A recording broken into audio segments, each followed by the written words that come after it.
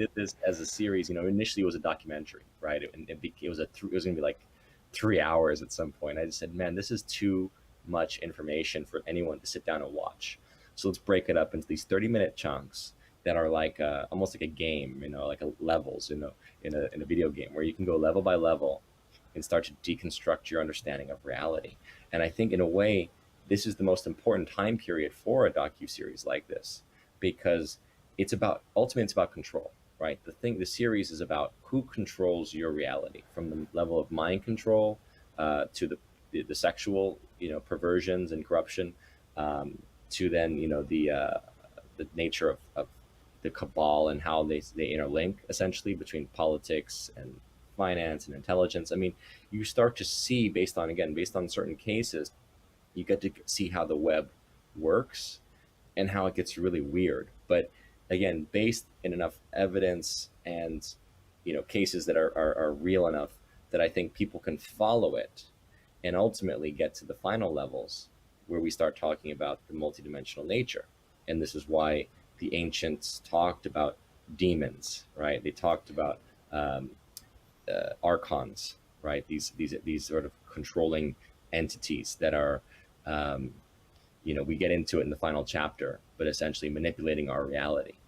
And so that's why I say from the beginning, it's like this story is ultimately about the energetic feeding on humans, and that feeding takes place at every level. And that's what we want to go through, is to get people to that realization, how we are being manipulated, fooled, fed upon.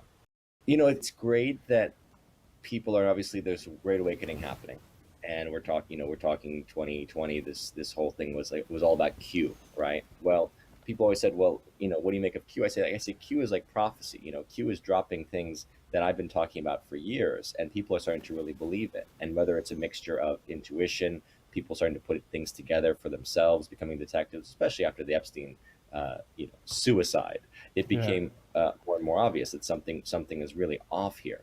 So when it comes to the blasé nature, I mean, it's like you and your father, you've been aware of these things for a long time, and I'm in a similar situation where, to me, things that were important and meaningful did not seem to resonate with a large audience until increasingly over time, over the last few years, especially, more and more people seem to be waking up to this reality. And the trouble, of course, is it's not that the people in power are blasé, it's that they're compromised.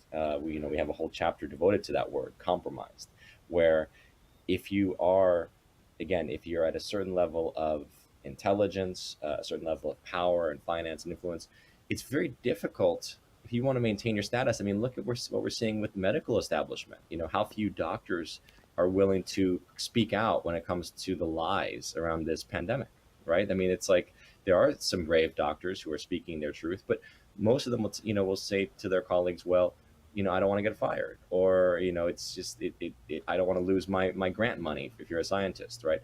I mean, this is the nature of the business we're in. If people don't understand how compromised and how compromised the whole system is, in a sense, if you want to have power, think about the fact that very few people, even in Hollywood, will even badmouth a famous director, even if it's not even to do with sex, just to say this director's a hack, or this it was a terrible experience to work with.